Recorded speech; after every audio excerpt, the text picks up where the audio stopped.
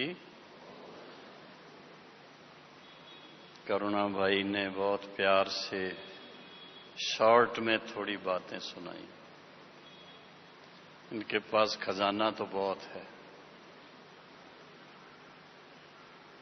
आप सब बहनों और भाइयों को देख करके भले लौकिक में युगल रूप में आए हैं, लेकिन ईश्वरी नाते से तो हम यही कहेंगे, हमारे अति स्नेही और यज्ञ के रक्षक युगल मूरत सभी बहनें भाई सारे भारत से, कुछ नेपाल से भी देखने में आए।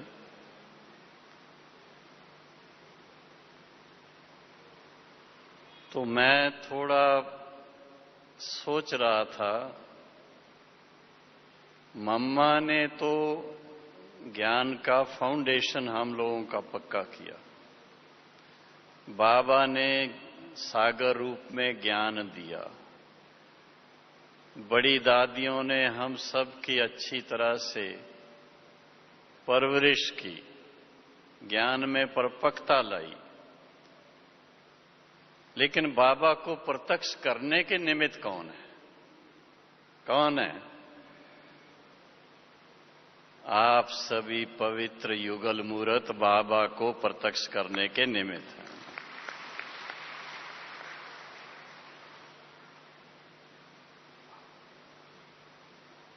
क्योंकि मम्मा के संपर्क में आना, फिर बाबा के गोद में जाना, लौकिक रीत में भी क्या होता है?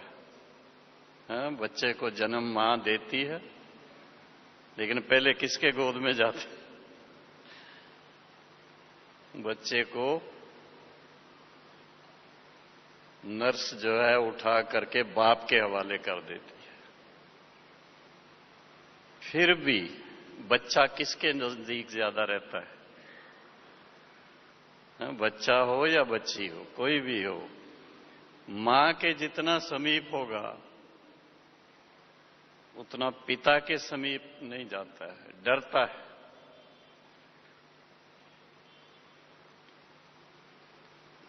तो करुणाबाई ने एक सिर्फ छोटी सी बात सुनाई किसी बहन की,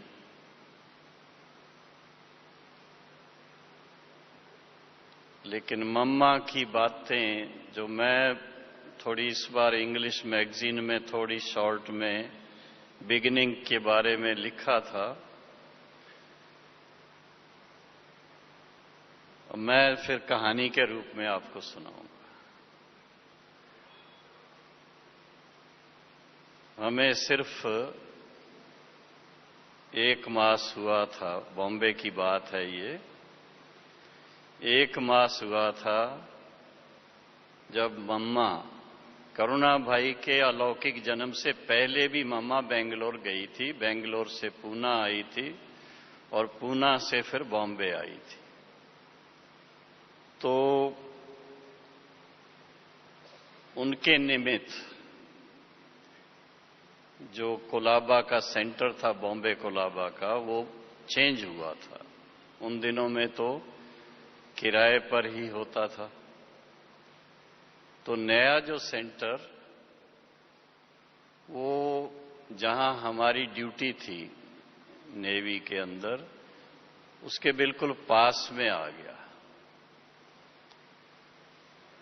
और मम्मा उस समय नए स्थान पर 1 महीना रही थी। अब हम सिर्फ 1 महीना पहले ज्ञान में आए थे। आप सोचिए, 1 महीने में छोटी उम्र, 20 साल की उम्र कोई बड़ी नहीं होती है, तो ज्ञान को कितना समझ पाएंगे? कई शब्द ही समझ में नहीं आते थे। तो मम्मा ने हम जो सर्विस में थे भाइयों के कारण और बॉम्बे के दूर दूर से आने वाले भाई बहनों के कारण क्लास का टाइम रखा 5 से 6 शाम।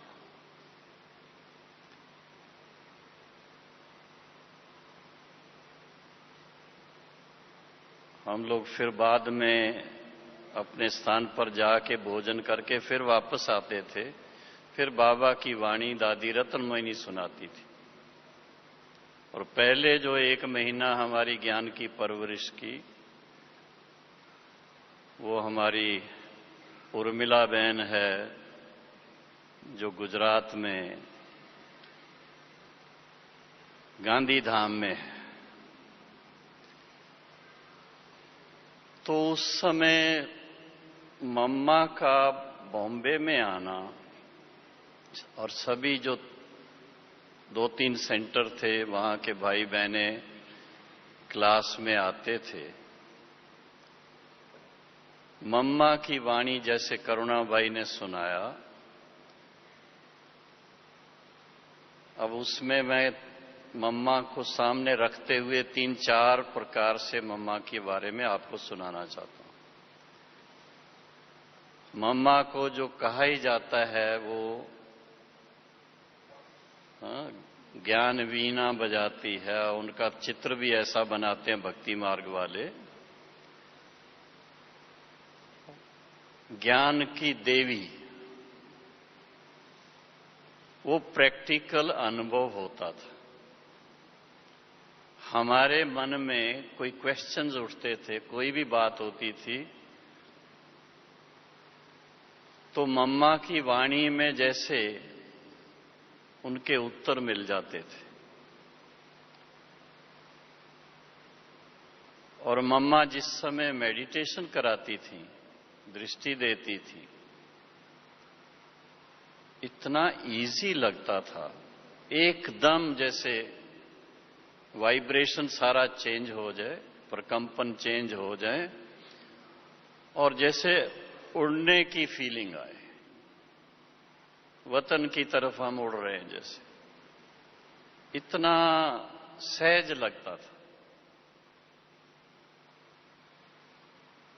और बड़े बड़े अच्छे भाई बहने, नए भी होते थे, पुराने भी होते थे, मम्मा के क्लास में आकर के वाणी सुन के मम्मा की इतना संतोष उनको मिलता था, इतना संतुष्ट होते थे, इतने खुश होते थे।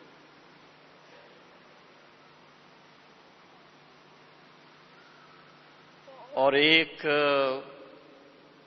आपको आश्चर्य ना लगे, क्योंकि अभी वो सिस्टम नहीं है, जो निश्चय बुद्धि बाबा के बच्चे बन जाते थे,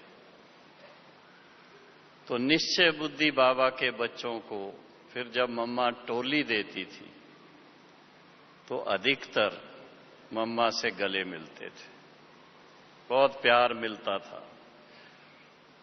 अलौकिक मां का प्यार क्या है, वो उस समय जिस प्यार में आत्मा को इतना ऊंचाई में ले जाए और जो अंदर आत्मा को चाहिए सुकून देने वाला प्यार, वो मिलता था।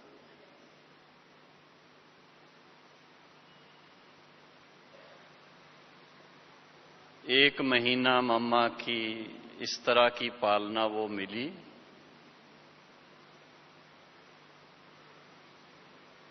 और उस समय बहुत जल्दी जैसे समीपता का अनुभव किया। और एक बार मुख से निकला भी ऐसे, मम्मा ने अपने थाली में से, जैसे आज भोग था, इसी तरह से मानो थाली में से गिट्टी एक बना के और बहुत प्यार से मुख में खिलाई। उस समय का जो अनुभव हुआ रहा नहीं गया, एक्सप्रेस करने से रह नहीं पाया, व्यक्त करने से रह नहीं पाया। मैंने कहा, मम्मा आज मुझे ऐसा अनुभव हो रहा है जैसे मेरी खोई हुई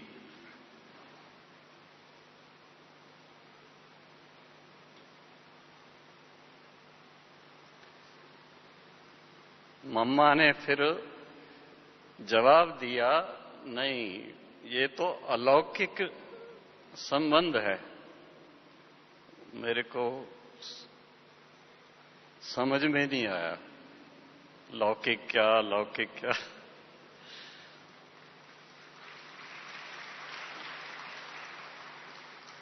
तो इस तरह से पहली बार मतलब ऐसे अनुभव 1 महीने के अंदर मम्मा ने करवाए थे।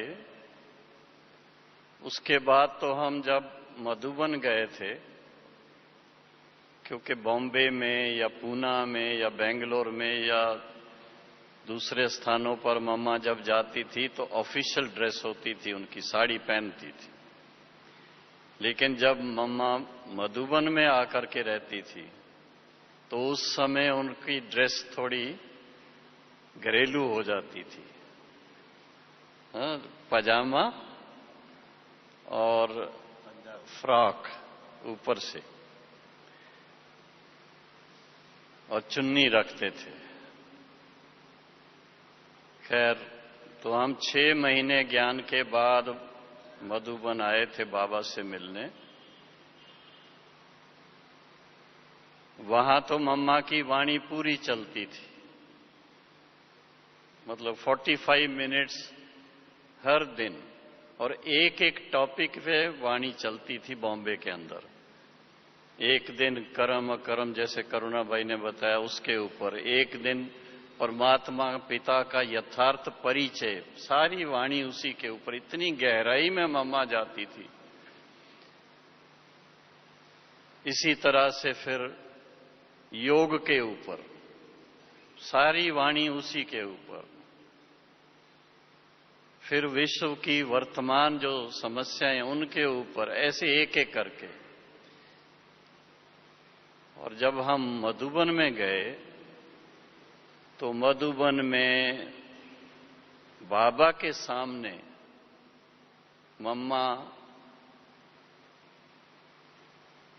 मम्मा का उस समय का स्वरूप देखा।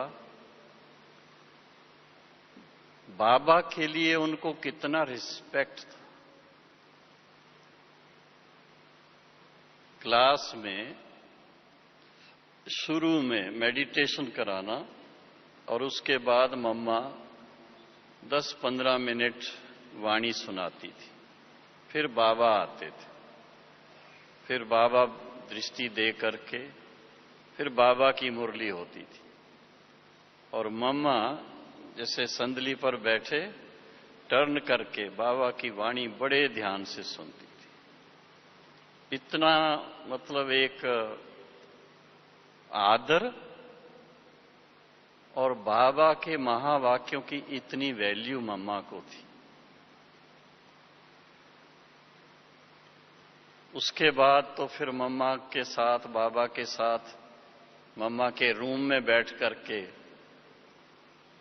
चैम्बर में मिलना। कोई गीत सुना रहा है, कोई कविता सुना रहा है, घरेलू टाइप जैसे अपना मिलन होता है। और फिर बाबा मम्मा से गले मिलना, टोली खाना। ये रोज का, हम उधर 1 हफ्ते के लिए गए थे, रोज की ये दिनचर्या। उसके बाद फिर मम्मा के साथ कोई बात करनी हो, कुछ दिल की बात हो किसी की, मम्मा सुनती थी। बाबा और मम्मा प्रैक्टिकली कि अलौकिक पालना क्या होती है, उसका अनुभव उन्होंने उस समय कराया। हम लोग थोड़े से लोग थे। आप सोचिए, 6-7 भाई बहनें बाहर से आए हों और 10-15 वहां रहने वाले हों, कितने लोग रहेंगे? तो सुबह के टाइम क्लास के बाद वो बताया आपको कैसे टोली खिलाते थे, फिर पर्सनल किसी को बात करनी हो वो मिलने का, फिर बीच में थोड़ा कहीं हम लोग घूमने फिरने भी जाते थे। मम्मा हम लोगों को अपने साथ पिकनिक कराने के लिए, आप सोचिए थोड़ा, कुल्फी पिकनिक, बाहर जाकर के अनादरा पॉइंट पर बैठ करके रॉक पर बैठे, मम्मा ने दृष्टि दी, पहले थोड़ा ज्ञान की बात सुनाई, फिर एक एक को गले लगा के मुख में कुल्फी दे दी। मां की पालना प्रैक्टिकल, जैसे आप सभी अनुभवी माताएं हो, उससे भी अलौकिक पालना और बढ़ करके। क्यों मैं कहता हूं और बढ़ करके? कभी बच्चों से नाराज होकर के आप माताएं उनको डांट भी देती होंगी, कभी थप्पड़ भी लगा देती होंगी, कभी कान भी पकड़ती होंगी, होता है ना ऐसे, सभी अनुभवी हैं।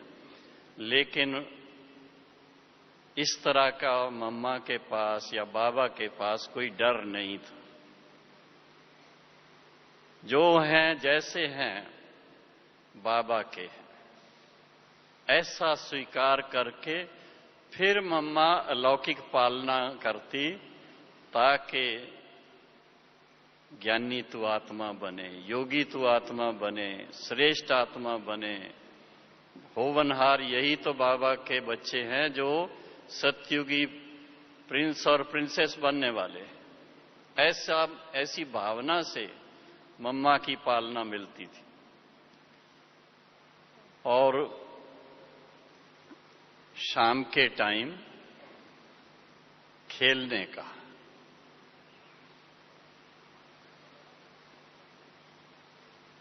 बैडमिंटन खेलते थे। बाबा की टीम,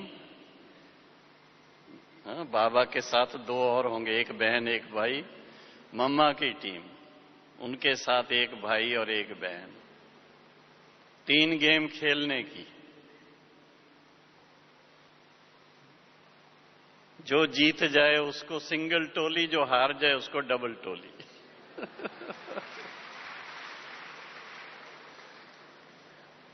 क्यों? ताकि उनमें ताकत बढ़े तो दूसरी बार जीते वो। तो ऐसी भावनाएं बाबा के साथ, मम्मा के साथ झूले पर बैठ के, बीच में बैठ करके झूला झूलने का। जैसे कि बाबा और मम्मा को एक ही बात दिल में होती थी कि इनको इस संगम युग पर ही, जो भविष्य की सतयुग की राजाई की बातें हैं, वहां बच्चों की कैसे पालना होती है, प्रिंस प्रिंसेस कैसे रहते हैं, कैसे मां बाप के साथ उनका व्यवहार रहता है, वो प्रैक्टिकली इस तरह से। और मेरा ख्याल है वो एक हफ्ते के अंदर 2-3 बार तो ब्रह्मा भोजन था। ब्रह्मा भोजन में टेबल कुर्सी पे नहीं बैठते थे, ऐसे सफेद चादर बिछाई होती थी और बैठने का भी साथ में होता था। नीचे बाबा भी बैठेंगे, मम्मा भी बैठेगी, भाई बहनें भी सब बैठेंगे। और बाबा और मम्मा की खास एक बात रहती थी, बच्चों की अच्छी तरह खातिरी करनी है। क्यों? आप लोगों की आजकल खातिरी हो रही है कुछ? नहीं हो रही है। क्यों? बाबा की भावना या मम्मा की भावना यही होती थी, ये कल्प के बाद मेरे को ये बच्चे मिले हैं तो इनकी अच्छी तरह खातिरी करो। ऐसी भावनाएं लेकर के, लेकिन हमेशा जब टोली खिलाएंगे, अपनी थाली से खिलाएंगे, तो एक बात पक्की करते थे, दृष्टि देना। दृष्टि दे करके और मुख में वो खिलाएंगे। इस तरह से पहली बार जब हम गए हैं तो मम्मा के साथ का इतना सुंदर अनुभव उस समय रहा,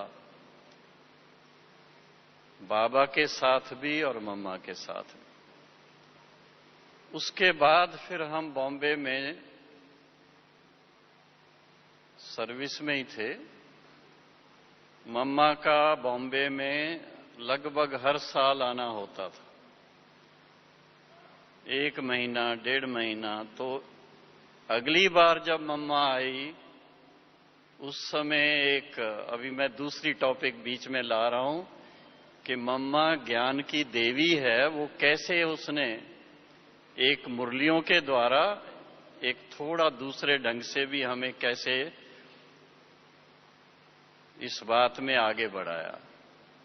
एक निमंत्रण मिला था, एक कॉन्फ्रेंस थी, सेमिनार कहो कॉन्फ्रेंस कहो, बड़े बड़े स्कॉलर्स उसमें आने थे।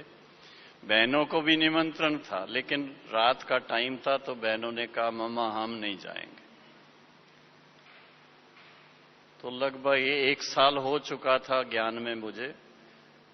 तो मम्मा ने कहा निर्वैर को भेज दो। मैं 7 दिन के कोर्स का कराने का थोड़ा थोड़ा करता था, पर मुझे भाषण करना तो आता ही नहीं था। तो मैंने बताया बहन जी को कि मैं तो कभी भाषण किया ही नहीं है, और ये तो इतने बड़े बड़े स्कॉलर हैं वहां, मैं वहां जाकर के क्या करूंगा। तो मम्मा ने कहा वो मैं अभी सिखा देती हूं। देखो ज्ञान की देवी प्रैक्टिकल कैसे सिखाती है, वो अनुभव है। एक पहले भी क्लासेस में सुनाया है मैंने।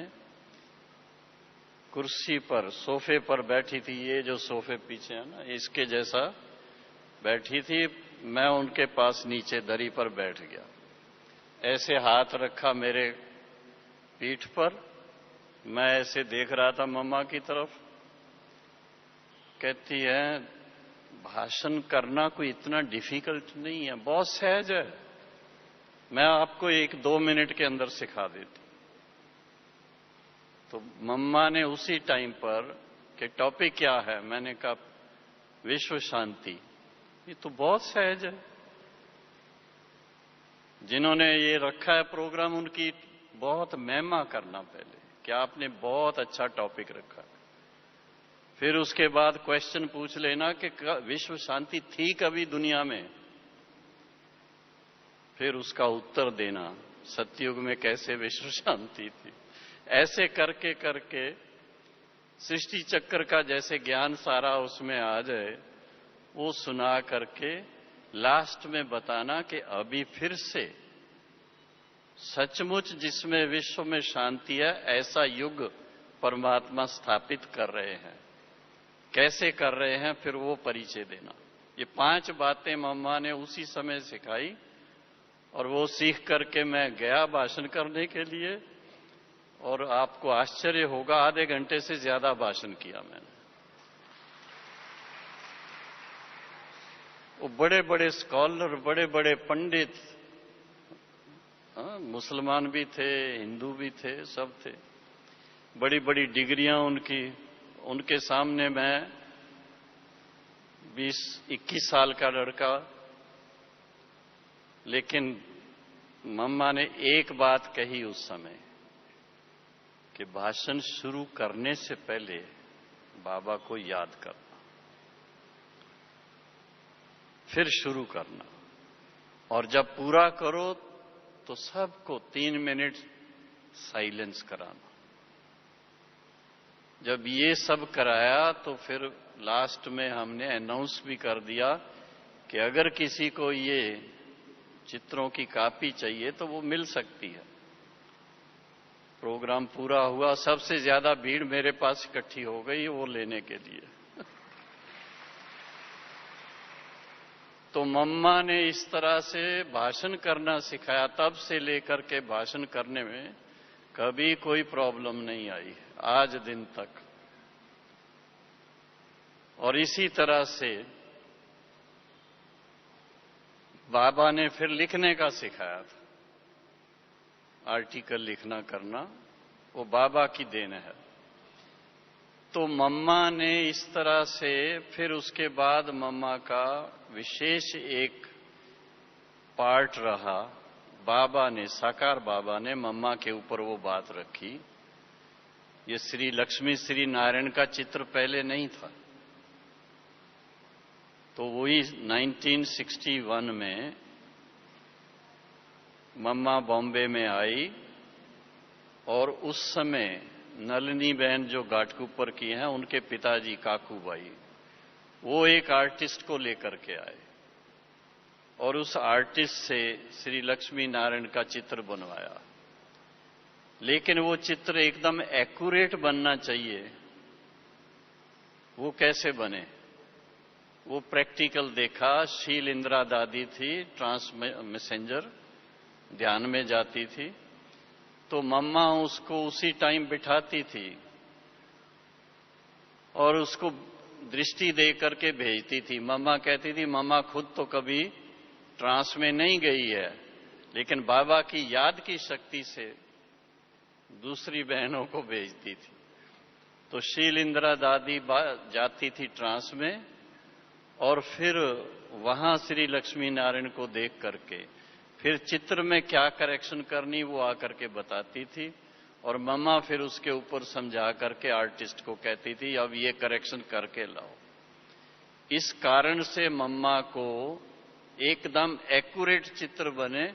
आप सोचिए, आप देख लो श्री लक्ष्मी नारायण का जो चित्र, जो ऊपर अगर आप मधुबन गए होंगे तो ट्रांसलाइट लगी हुई है वहां, ओरिजिनल चित्र का वो ट्रांसलाइट है।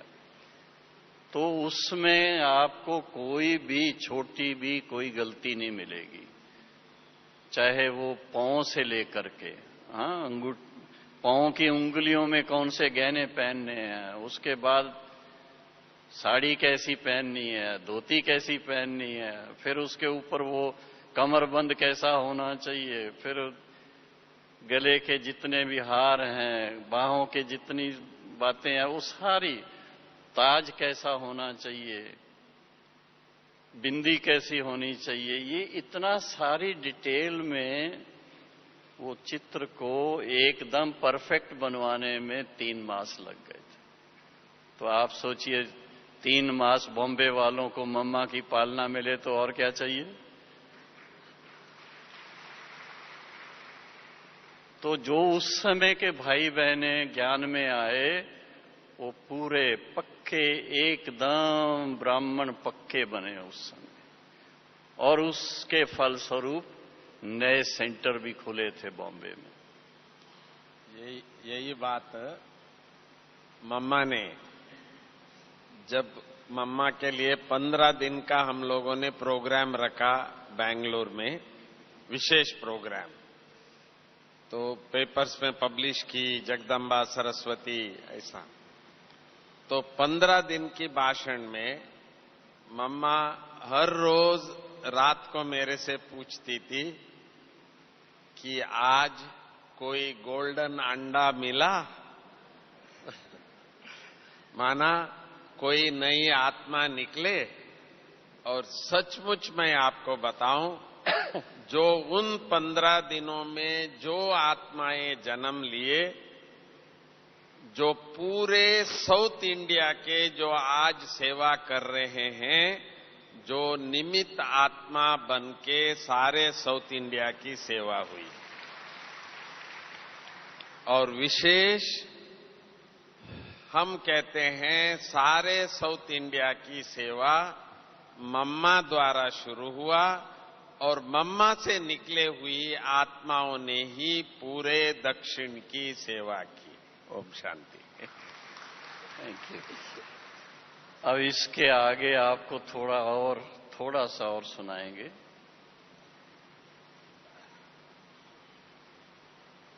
आप सोचिए, उस समय सब जो आद की ओम मंडली की बहनें थीं, जिसमें मम्मा की मां, मम्मा की बहन और उस समय की और दादियां, सब मम्मा के आने पर, बाबा के आने पर बॉम्बे में इकट्ठी हो जाती थी।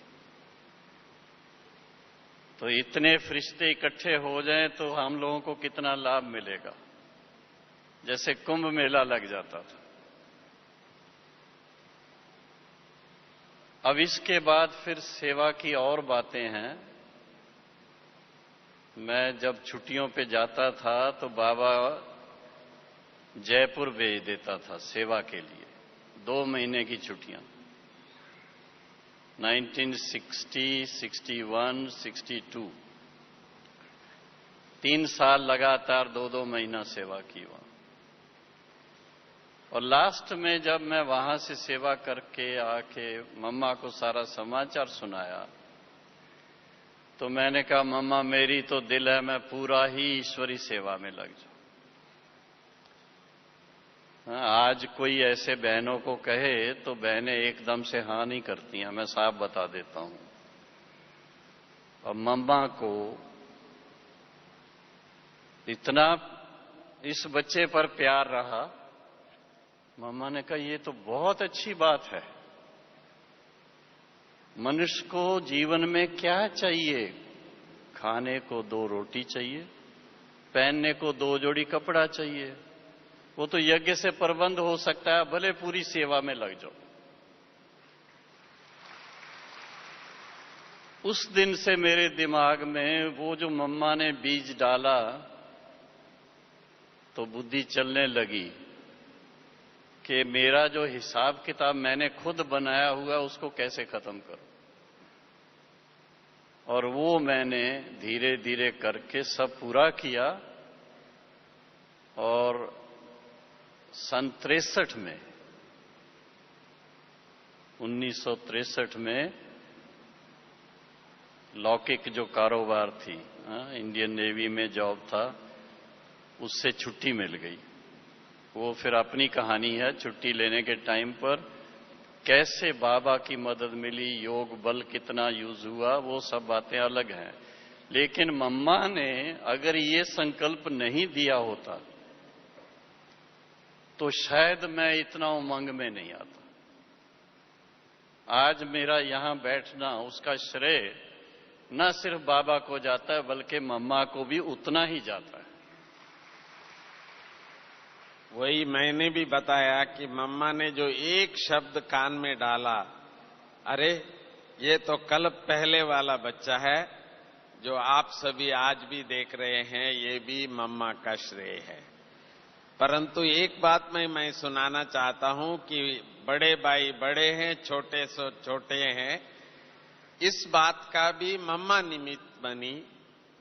ये जो भी बड़े भाई है हमारे, ये बाबा मम्मा से ऐसे मिले जुले रहते थे और ऐसे बात करते थे जैसे कोई बच्चा लौकिक माँ बाप से जैसे फ्री होके जैसे चलते हैं। पर मेरे लिए मम्मा ने जो बाबा के सामने बिल्कुल बाबा को स्वयं शिव बाबा के ही रूप में देखती थी।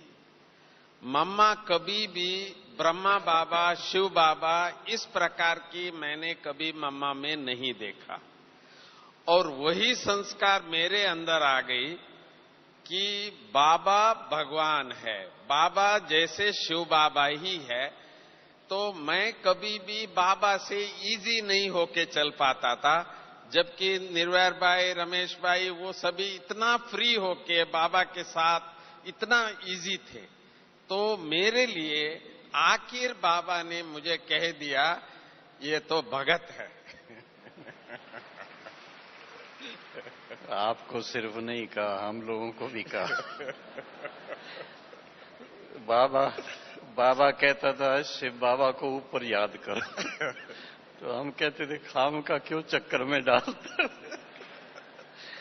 तो तब ये शब्द निकाले बाबा ने कि तुम भगत हो जैसे। हमने कहा भगत भी ठीक है, इसमें क्या हुआ, आपके तो इतने नजदीक। खैर, इसके बाद की कुछ 2-3 बातें हैं। और एक तो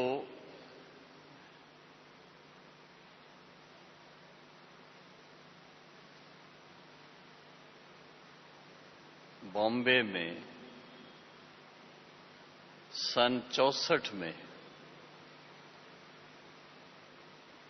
पोप पॉल द सिक्स्थ, सुना है नाम आपने? पोप पॉल द सिक्स्थ, उनके आने का प्रोग्राम था और मम्मा उस समय बॉम्बे में थी। माना उस समय नहीं, उससे पहले थी। और विश्व किशोर दादा भी वहां थे। तो बाबा ने न्यूज़पेपर में पढ़ा और बाबा ने एक रफ टेलीग्राम बना करके मम्मा को भेजी कि इसको रिफाइन करके और वहां से बॉम्बे से ये टेलीग्राम पोप पॉल को भेजनी है। और वो विश्व किशोर दादा, मम्मा, मेरे को भी पास बिठा लिया। रात को लगभग मेरा ख्याल है 11:30 बज गए उसको फेयर करते हुए, फाइनल करते हुए। और विश्व किशोर दादा ने सारी टाइप की, 1 पेज का वो टेलीग्राम था जिसका सार यही था, यानी इतनी अथॉरिटी से मम्मा की तरफ से वो टेलीग्राम गई थी। नहीं तो पोप के लिए लोग क्या कहते हैं वो आप जानते हो, कितनी रिस्पेक्ट, कितना उनके लिए झुकते हैं, कितना उनको मान देते हैं। तो बाबा की तरफ से जो टेलीग्राम आई थी उसमें बहुत अच्छे शब्दों में कि भारत में आपका स्वागत है, भारत परमात्मा की अवतरण भूमि है और इस समय परमात्मा का अवतरण हो चुका हुआ है। जो इस समय अपने विश्व के सभी आत्माओं को, बच्चों को पवित्रता, सुख और शांति संपन्न मुक्ति और जीवन मुक्ति का वरदान देने के लिए आए हुए हैं, आप भी भारत में आ रहे हैं तो आप भी वो वरदान प्राप्त कर सकते हैं। इस तरह का टेलीग्राम उनको गया था।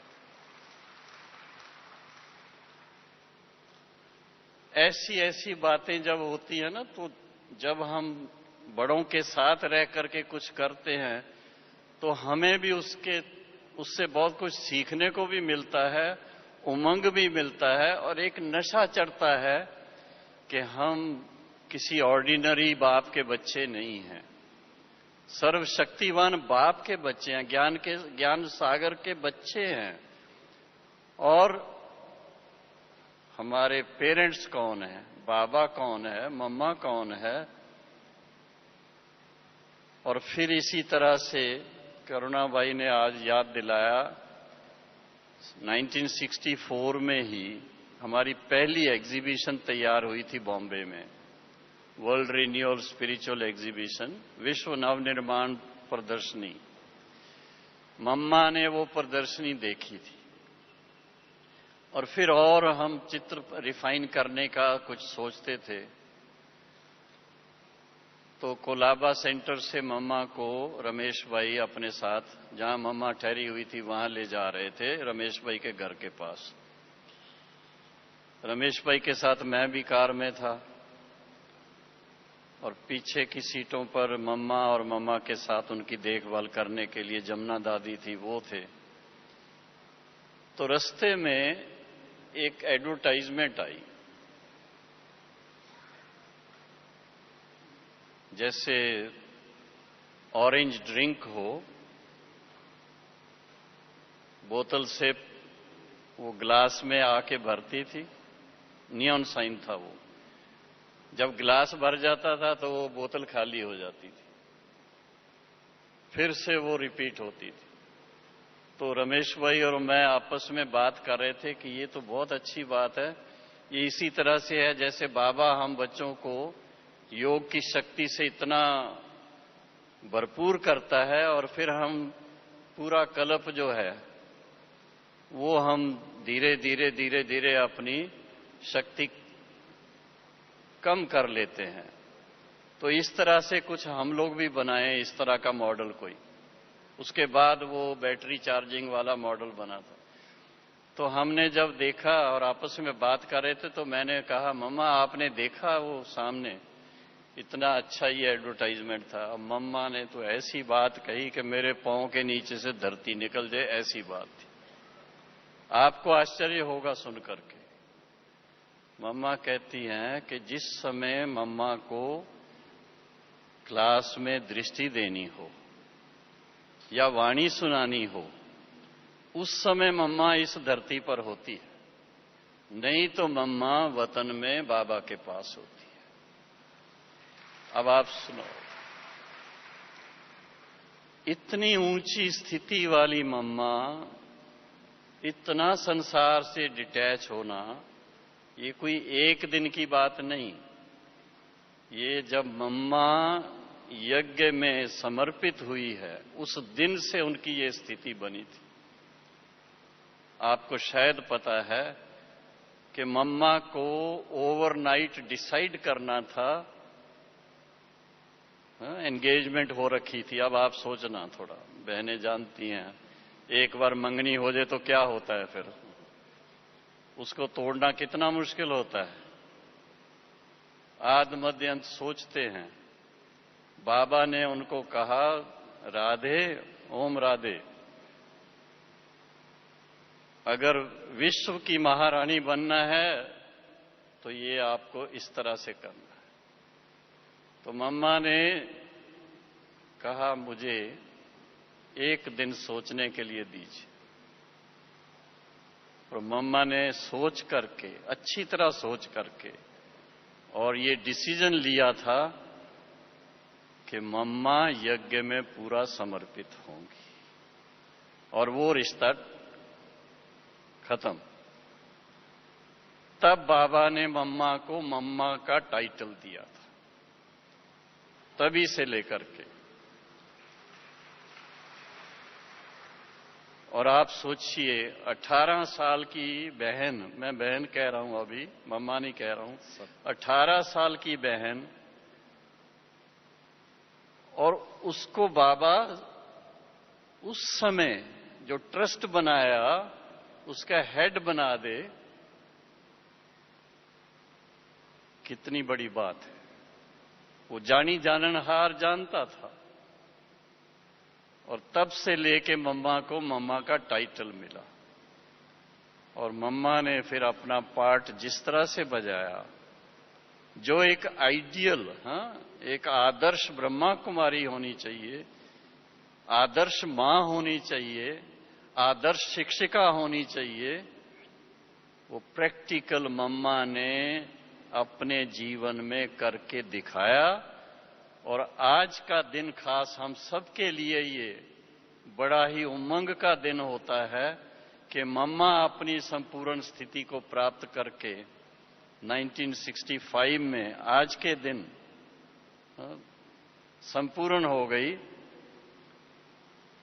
भले उम्र उनकी उतनी ज्यादा नहीं थी उस समय, मेरा ख्याल है 47 थी, 47, लेकिन 47 इयर्स में भी कितना कार्य किया उन्होंने। और सबसे बड़ी बात तो ये है, बहनें सब जानती हैं, एक घर में 4 बहनें भी इकट्ठी रहना मुश्किल होता है मुश्किल या नहीं। लेकिन मम्मा ने 350, भाई कम थे, अधिकतर बहनें, छोटी उम्र वाली भी, बड़ी उम्र वाली भी, माताएं भी, सबको इतना प्यार से, ज्ञान से योग युक्त होकर के ऐसा बाबा के गले लगा के सबको रखा, जो सभी ने दिल से मम्मा को स्वीकार किया। सचमुच ये न सिर्फ हमारी मम्मा है, सारे विश्व की मम्मा है, विश्व की मां है। ओम शांति, ओम शांति, ओम शांति।